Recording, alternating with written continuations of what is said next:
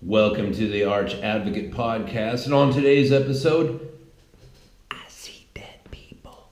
Listen, thank you so much for showing up. Thank you for hitting subscribe if you have not already on this podcast, and if you're watching this on YouTube, please do go down there, hit that subscribe button, hit the bell icon. Real quick, I have made it onto the banned list, which is actually amazing because, my audience compared to some others is, modest to say the least.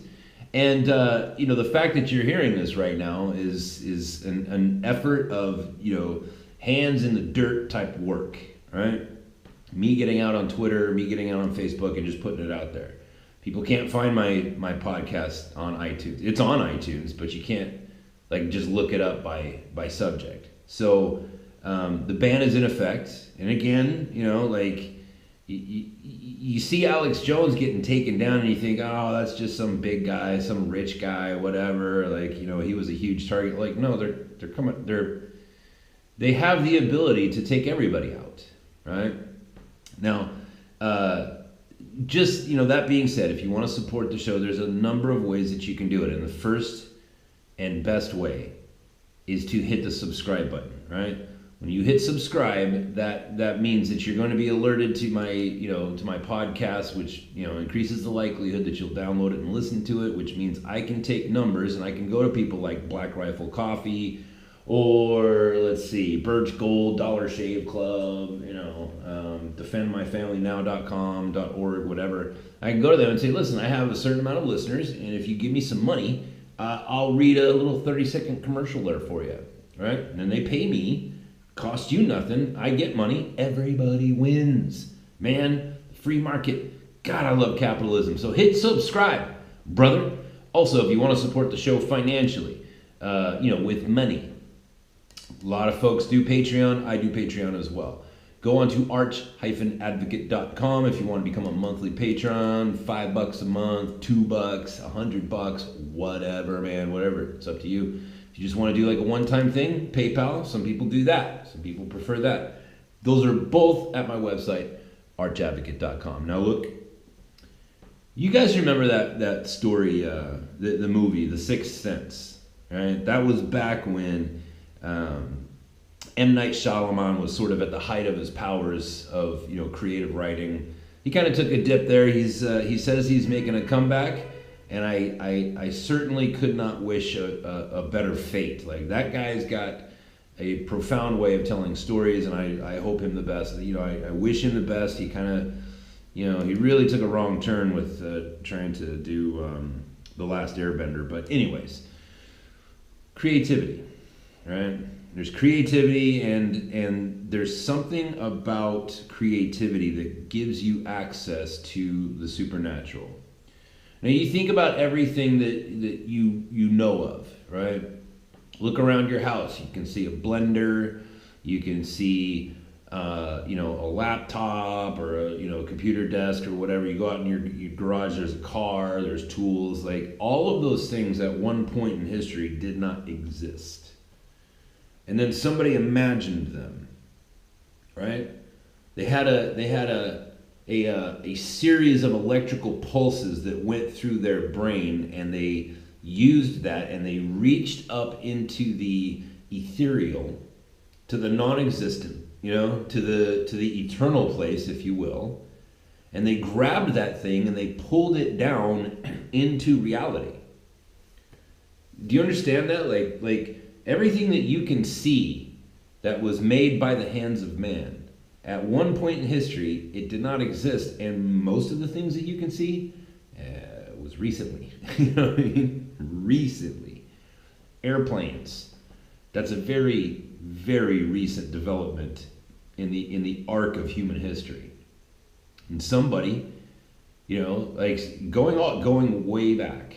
Right, Leonardo da Vinci tried to make a flying machine. There were other cultures that tried it, but eventually the Wright brothers got a hold of it, and they were like, "Well, I imagine it this way. I'm gonna pull this design out of the ether, and I'm gonna create this thing, and boom, we can fly." So there is a connection between creativity and the eternal, right? Just hang with me, man. I'm gonna get us all the way there. Now, what I want to talk about is I'm kind of setting you up a little bit. Here's a perfect example, right? Like, and nobody, even the most staunch atheist, nobody would argue the fact that Jules Verne was a brilliant writer, right? 20,000 Leagues Under the Sea and all that sort of thing. Like, he wrote about things that in his time did not exist. And now those things do exist. Do you see what I'm saying? Creativity and and creation and taking things out of the eternal and bringing it down into the temporal. Like, that's a thing that happens. And so I want to talk about the significance of that as it applies to what's going on nowadays. Because you can look around and think to yourself, like, like I said, like, I'm just like you. I'm looking around at society tearing itself apart and wondering, like, how did this happen? You know what I mean? Can we reverse engineer this and go back to the point where can we go back to the seed that started this bumper crop of weeds that is just spreading through humanity right now? Can we figure out how this happened and then fix it, based on what we find? Because you look around and you see these people, and it's not just liberals, by the way. I had there was, you guys may have seen that video of the lady. I think she was in New York City or Portland, and she's just a lady all by herself on a city street, and she's being harassed by a group of young men, right? And she's like, hey, just don't say shit to me, man. My husband died in 9/11. He was a policeman or a fireman. I can't remember which one. Sorry, ma'am. And sorry for your loss. But, like, this guy's like, oh, I'm glad he's dead. I mean, may he rot in his grave, and all the just, like, horrific things that I was a buddy of mine wrote in, because I had shared that video, and a buddy wrote in, he's like, why is it that these punks are never around when I'm out? How come none of these punks ever say anything to me? And it's just like, dude, I'll tell you exactly why. Because you're a man who is fit. These cowards, you'll never see them confronting, like, a grown man in a fair fight. Which was what made the Rufio knockout so hilarious. Was like, that wasn't a fair fight. Rufio's out there, whatever his name is. By the way, I understand he's getting married here pretty quick. But he's out there by himself, and the Antifa guy has a police baton. He has a deadly weapon in his hand, and Rufio's just got his own two fists. This is what I'm talking about. They're cowards. They will never get involved in an equal playing field fight, right? A matchup of skills. They either attack women, and if they do attack a man, they're going to have some sort of weapon, a bike lock, a baton, and thank God, for Rufio, he was wearing pads on his arms, and he got hit by that baton, and then he just starched that dude. But that's not what I want to talk about. The thing was, I wrote on that, on the original post of that video, I wrote, hey, everybody, keep in mind, like, that piece of shit soy boy snowflake, he's going to vote on November 6th. And when he does, there's going to be somebody who's registered to vote as Republican. And that dude is not going to vote. And therefore, that piece of shit guy who's insulting this lady by herself and attacking this lady as she's all, singled out by herself, when he votes, he gets 2 votes. One for his own and one for his Republican counterpart who is refusing to vote. Right? So I made that comment on that video, and there were a couple of, I'm assuming fellow conservatives that were like, this is the stupidest thing I ever read. It's like, what do you mean? Like, you don't understand what I'm saying? And then another guy chimed in, he's like, dude, I've read it 10 times. I still don't get it. I'm like, okay, all right, here's the thing. There's a vote coming up on November 6th. That guy is most likely, that guy's definitely going to vote. And there are Republicans out there who are like, oh, my vote doesn't count, man, it's all rigged or whatever. It's like those people. It's like when you fail to show up and vote, what you are saying is I want that guy. I want his vote to represent my will. And these seemingly Republican people, I don't know, they could have been trolls, but they're like, oh, I don't understand what you're saying, dude. You know, and that's like, that worries me. Because there's dumb people on the right as well. You know what I mean? Like there are seriously, like I remember one time I was at a truck stop in Olympia, Washington. And I was going to there's a little built-in McDonald's there. I was getting something to eat.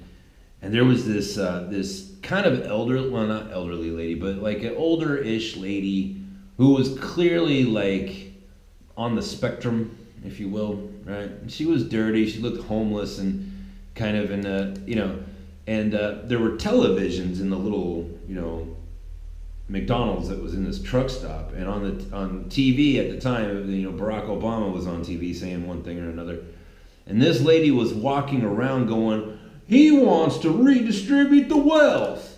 He wants to redistribute the wealth. And I was like, wow, this is really funny because like, here's this poor lady. She has no idea what the words that she's using means. You know what I mean? And she's very upset. And you can tell like she's somewhat of a special needs person, but she's just parroting words that she's heard from somebody else. Like she doesn't have any like original thought of her own because, well, you know, unfortunately, she was probably incapable of it, right? But she identifies as a conservative, so or Republican or whatever. You know what I mean? Oh, he wants to redistribute the wealth. It's like, it would be fun. Like, I wouldn't have taken the time to sit down and be like, no, what does that mean? What does redistribute the wealth mean? What does that mean? You know what I mean? Because obviously she wouldn't have been able to. She would have started in with that old, oh, this is the Antichrist or whatever. Stupid people is what I'm getting at, folks. Stupid people. Because you can look at the response as it is, you know, in these particularly in the last couple of days, there has just been just this stark, just vivid, like it's clear now, like this Elizabeth Warren thing with her 1024th part person who may have lived in the Americas a long time ago. You know what I mean? Like, to see the left's response, their response is like, see, she said she was part Native American. And you look at that and you can think to yourself like, why? I don't understand why. How is it that you're not seeing this? Right?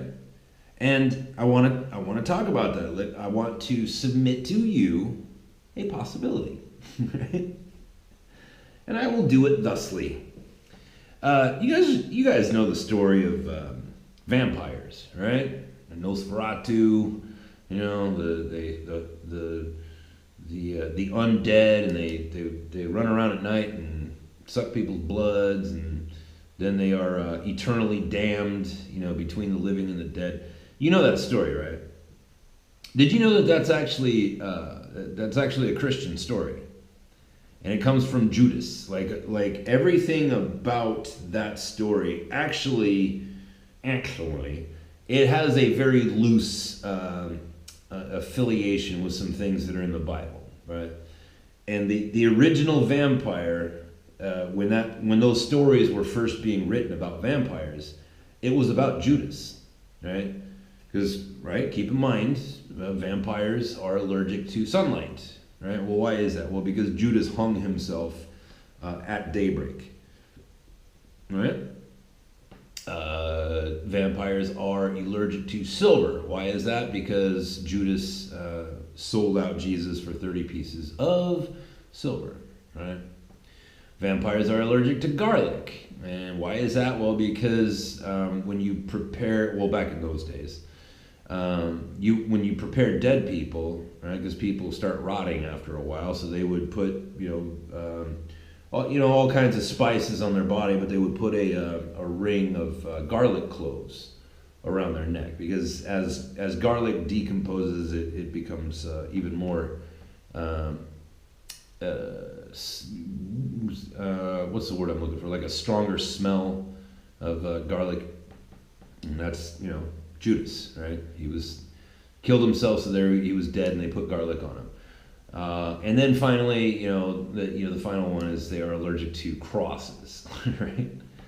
Right? Like, why is it that vampires are allergic to crosses? Because it was, that was the repercussion of Judas' sin, as his friend, a guy that he had just finished spending 3 years walking around with, was crucified.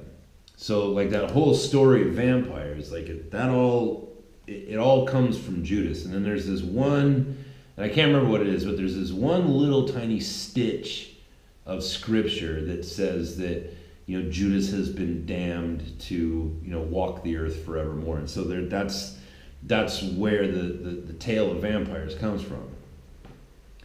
And somebody used their creative core to write out that story.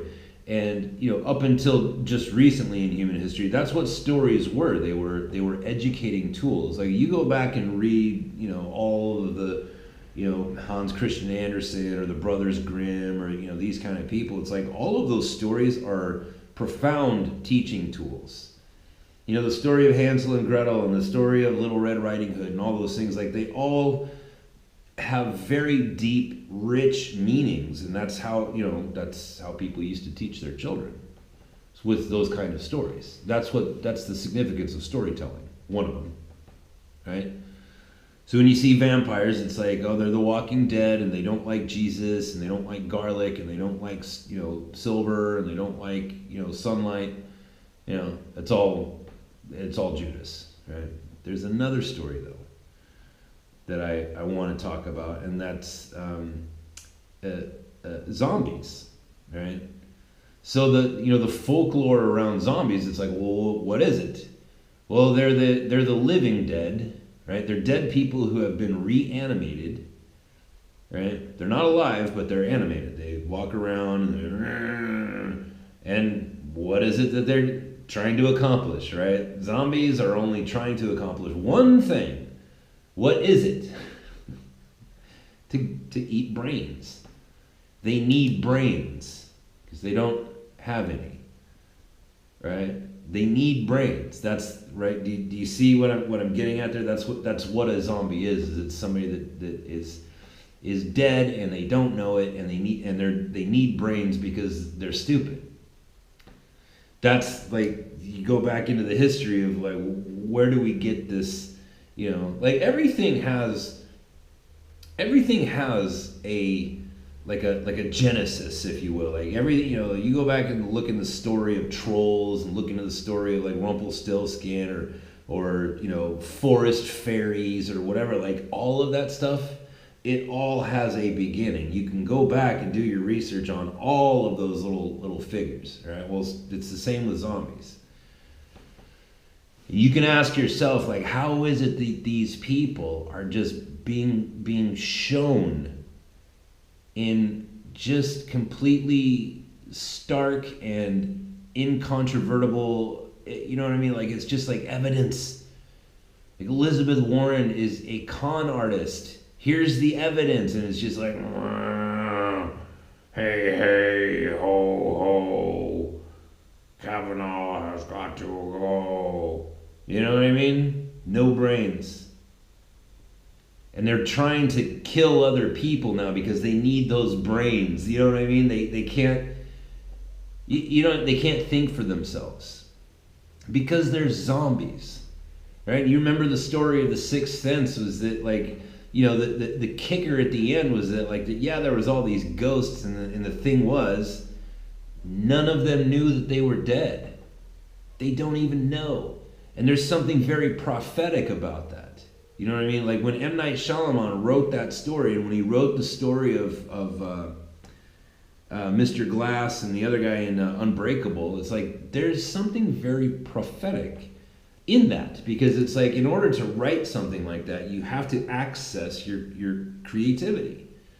And that's in that place, in your creative place, that's where you communicate with God. That's where you bring down things out of heaven, or out of the eternal, if you will, or out of the ethereal, for you atheists, whatever, however it is that you want to conceptualize it, and you bring it down into matter, right? M. Night Shyamalan had a funny idea about a story, and he wrote it down and turned it into millions of dollars and fame. And people thank him for it wherever he goes. So love. You know what I mean? That's the power of creativity. And so you can't just dismiss these things like, oh, that was just a story about Bruce Willis being dead. It's like, no. There's something way more profound about that. There's something profound about telling the story of vampires, because it's like, well, it's not really vampires. It's actually it's Judas, right? And don't be Judas, right? If you get uncomfortable around crucifixes, right? If you're uncomfortable with having your darkness being exposed by light, okay, well then you're Judas. It's okay, you know what I mean? Like, you don't have to go hang yourself. You can come and be forgiven.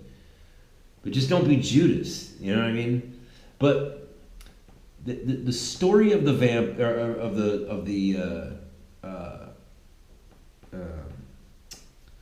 the zombies. Sorry about that.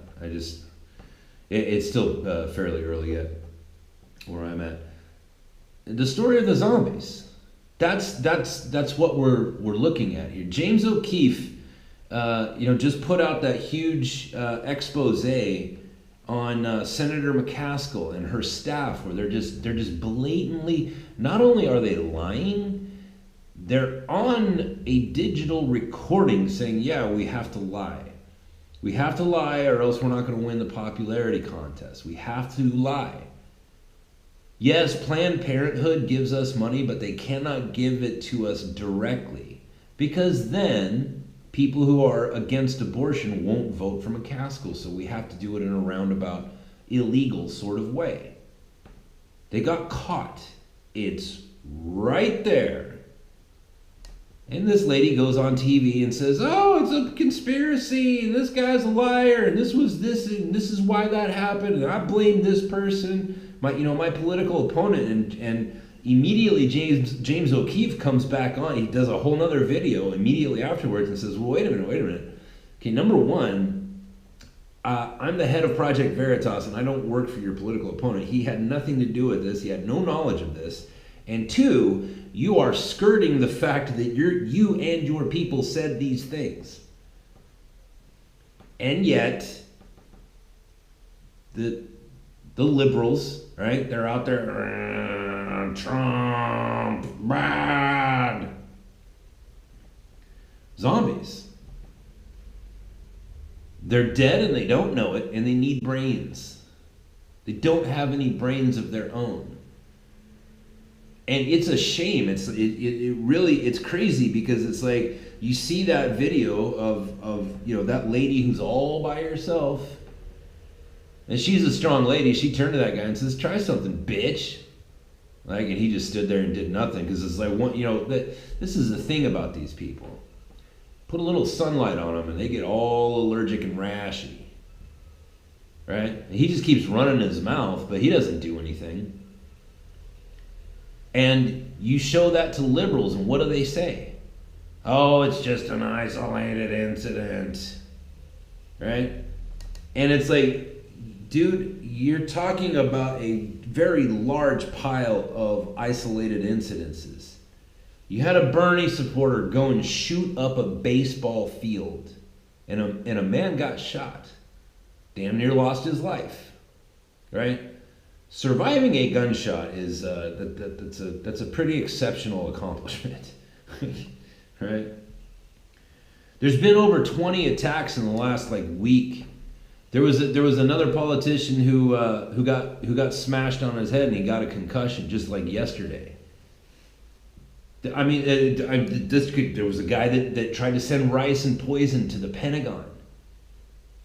There's Eric Clanton or Canton, the bike lock guy, right?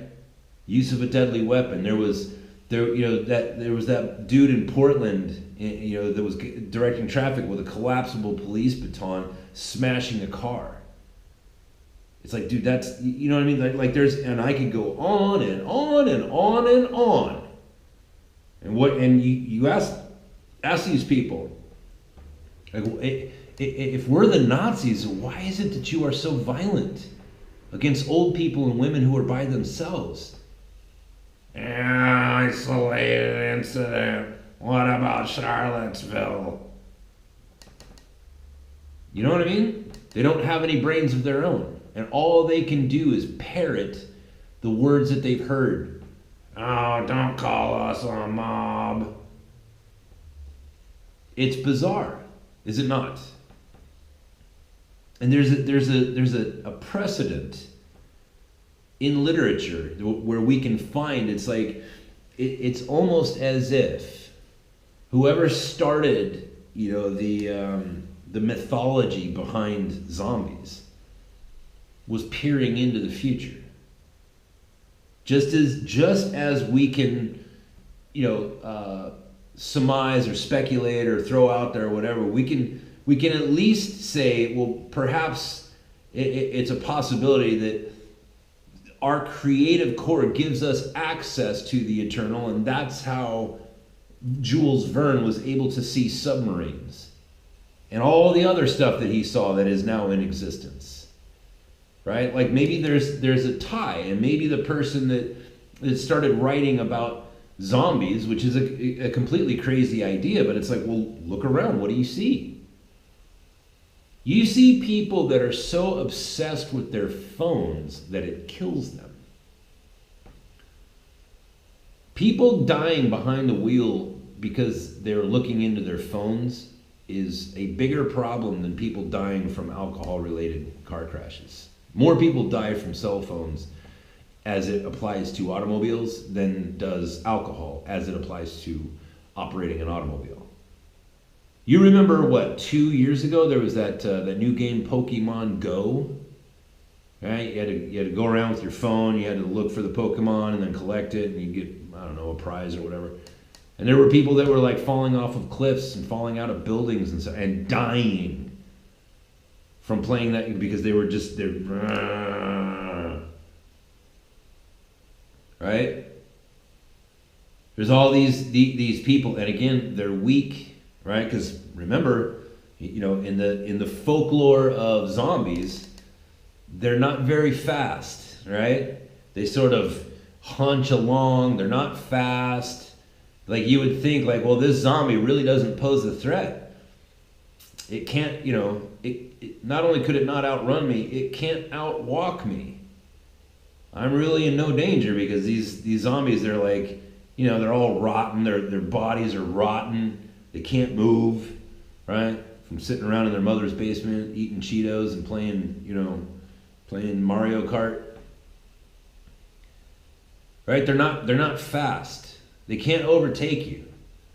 But somehow these zombies, they somehow get a hold of people and they eat their brains because they don't have any brains of their own. And what do we see in Antifa? What do we see out of these leftists? They're always the same. They're always these fat or sickly type skinny people with magenta and fuchsia in their hair and several piercings in their nose and a coexist tattoo on their arms. That's who these people are. And who is it that they're trying to attack? Always the vulnerable. Right? It's always a group of men against one woman, like that lady in San Diego that was by herself and she was wearing a red shirt or MAGA hat or whatever, and that whole mob of people cornered her against like a hotel door, like the entrance door, and pelted her with eggs and other objects. It's like, yeah, you're a zombie. You can't fight other people. You can't fight one-on-one, man-to-man. You have to single out women. You have to single out old people in wheelchairs. You have to single out people that you're able to get. That's a zombie. And they don't have any minds of their own. Hey, hey, ho, ho. Like, listen, if you ever start a sentence off with hey, hey, ho, ho, let me tell you something. Either you need to find yourself a new podcast, or else you had better be singing the Ramones. That's the only exception. Is like you can say hey, hey, ho, ho if you are singing that song by the Ramones. Other than that, if you start off a sentence with hey, hey, ho, ho, you are a douchebag and a zombie. Hey, hey, ho, ho. Right? Look at these people, man. Russia collusion. Ask them about it. Next time, like, I'm sure you have a liberal friend, just ask them. And this is what's funny about them, is you can ask them, like, hey, so what's going on with the Russia collusion thing? How's that coming along? Where's this impeachment that you promised? How is that coming along? Oh, it took 2 years to get Nixon. I knew. And then ask them, like, oh, when was Nixon impeached? Well, of course he was impeached, right? You know, the President Nixon actually was not impeached. He resigned. Bill Clinton, on the other hand, was impeached and was not removed from office. Right? These people know nothing. They don't know anything. Like, here's a good example. You know that lady, Alexandria Ocasio-Cortez, right? And she's running for the congressional seat of, I believe, the Bronx. I don't want to say Brooklyn. I think it's the Bronx. And she won the primary against the guy that was incumbent there, right? There's something that's really funny about that story, is that even though that guy cannot, what is it? He's, I can't remember how it works, but he actually could still win as the congressperson of that district very easily. And what's more is that guy that she won the primary against, when it comes to the money for the Democratic National Convention in his area, he's the kingpin of it all. He is the guy that's in charge of the purse strings. And there's probably a very good reason why Barack Obama and some of the other more senior Democrats have not said a single word about Ocasio-Cortez. And it's like, because technically the guy that she beat in the primaries, he can still win. And I'm going to laugh my ass off if he does, because like I brought that up to liberal Sam. I was like, so what would happen if that guy won? And he was like, I don't think you know what you're talking about, Pete. Like, he didn't win the primary. He can't run. I'm like, okay, all right. I know he can't run. I'm just saying, like, what if he did? If he did win, what would you do? And he's like, Pete, I don't understand this line of questioning. The guy cannot win. He didn't win the primary, therefore he cannot run. I said, okay, Sam, I know he can't win. I understand that. I'm just asking you, what if he did? He couldn't answer it. So I'm going to laugh my ass off if he does win, because I'm going to be right on the phone or on Instagram and Facebook, whatever, to Sam, and just be like, now what? Now what, you zombie? Right? Like, he's my friend. This is a guy, by the way, this is a guy that went to one of the most prestigious law schools in the world, and he did it on a full ride scholarship because he's smart. He got an academic scholarship for law school, which is a graduate degree. His education was worth $160,000, and they just gave it to him because he was very smart. Right? He's very good at studying. But when President Trump won the, you can go to his Instagram, and there's like pictures of him and his girlfriend, like the day that Trump won, and they were out in Washington, D.C. protesting. And it's like, what are you protesting? He just got elected. He's not set a single policy yet. What are you protesting? He's a racist. You know what I mean? Nope. He's one of the smart zombies. One of the quicker zombies, But a zombie nonetheless. They just their only weapon is like parroting.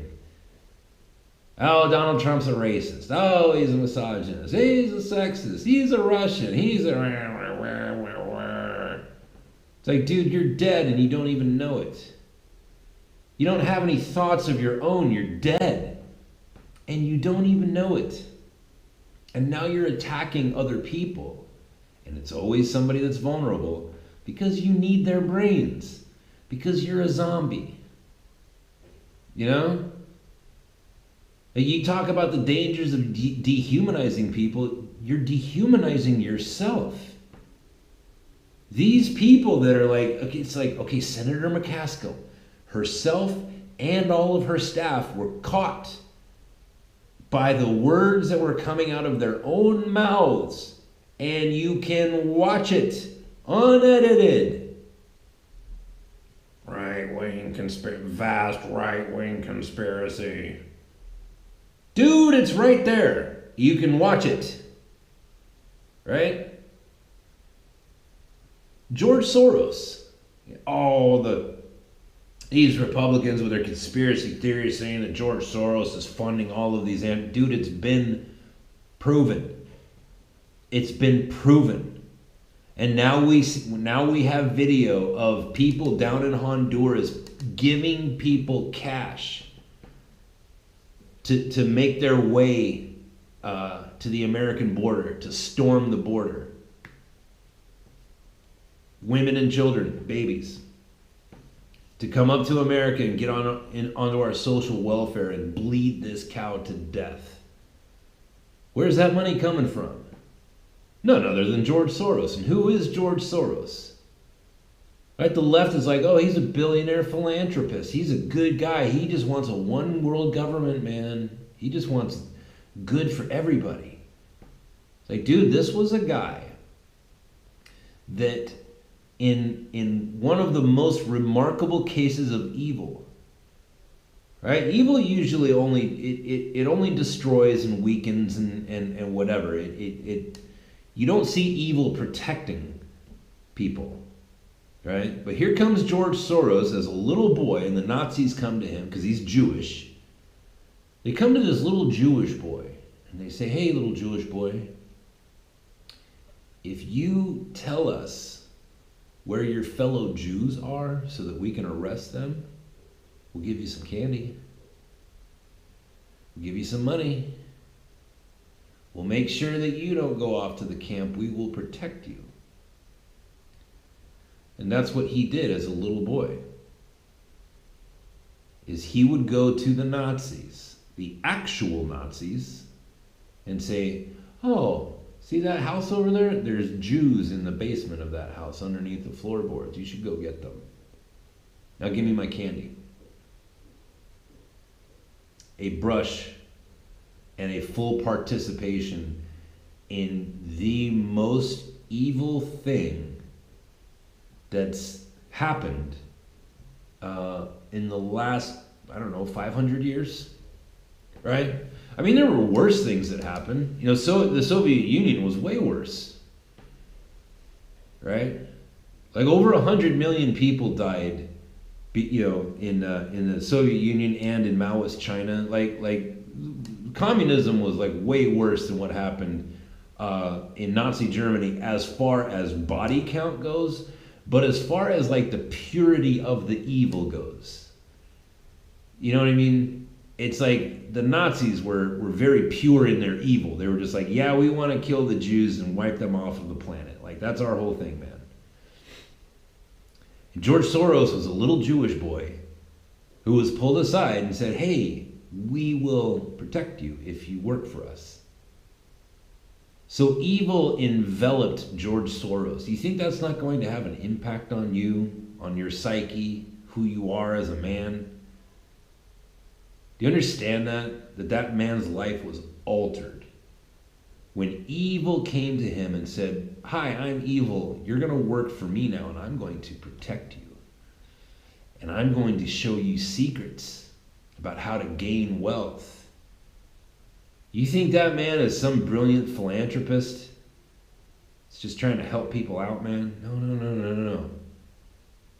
George Soros is the only It's the only case that I can think of where evil actually protected one of its victims. You know what I mean? Like I can't think of another. I can't, like, there's not, and I'm pretty good at history, man. There's not. I mean, if you have a submission for me, I will consider anything, but I cannot think of anybody, even on a completely different scale. I'm not talking scale. I'm not talking about evil protected somebody and that somebody went on to become, one of the richest men in the world. I'm talking about any time. You know what I mean? Where evil attacked somebody and that person survived and was protected by its assailant. I can't think of anything. No, that dude is pure evil. And he is trying to destroy the United States of America. And you know why? Because we are the people of Jesus Christ. We are a Christian nation. That's why everybody's free to do whatever they want with the destination of their own soul. You want to follow the teachings of Muhammad? You want to be a Buddhist? You want to be in the Baha'i? You want to be a Jehovah's Witness? You want to be a part of the Swedenborgian Church? If you've never heard of that, it's weird. Look into it. It actually precedes Mormonism. Anyways, fine. Because we're Christians, man. You guys can do whatever you want. It's your soul and you are free. Jesus Christ has set you free to do whatever you want to do. You want to take that freedom and go worship Muhammad? Or follow the teachings of Muhammad? Well, Jesus Christ set you free, man. You're free to do whatever you want. That is a threat to the kingdom of darkness, and George Soros is the captain of the kingdom of darkness party bus. And these people are zombies. When you're looking around at these people and you're like, how do you not understand what's happening here? Like,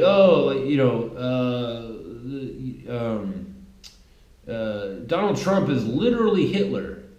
Let's give all of our guns to literally Hitler. Let's make it a law that everybody has to turn in their guns to literally Hitler. It's like, how do you not hear the words that are coming out of your mouth? Name that movie. How do you not hear yourself, sir? The reason is because they're dead. They're zombies. Brains. You know what I mean? Anyways, that's the show for today. Don't be afraid of the zombies. They're not fast, right? They can't catch you. And the reason why they're trying to eat you is because you're smart and they need your brains. All right? It's pathetic, and this is going to end very badly for them. And it's a shame too, because it's like, man, at the end of the day, all joking aside, these are human souls that are going to be lost. And that's a big problem, but it's like, well, you decided to be the Walking Dead, I'm not going to let you eat my brains. I'm not going to let you kill my children or take my children. I'm not going to let you turn, the most powerful, the greatest source of good in national history. There's never been a nation that has had the amount, the level of impact of good on the world as the United States. I'm not going to let you destroy that. George Soros and his demonic minions, listen, George Soros' tactics, look at every one of them. He's not trying to strengthen anybody. He's using people's weaknesses to make other people weaker. That's what demons are. That's who Satan is. The weak. That word Satan, it means adversary. And who is your adversary? Your weaknesses. Weakness. You can look at George Soros and be like, dude, it's really funny because I can totally see the demon in that guy's face. It's like, yeah, it's not scary, is it? He's just a wrinkly, old, sad old man who turned in his own people, his own Jewish brothers and sisters, to the Nazis. He's weak. He's weak. He's not to be feared. He's to be defeated. And, Just as strength defeats weakness every time, so does the light defeat the darkness every time you turn on the light. You know what I mean? It's that weak. That's who those people are. They are the darkness.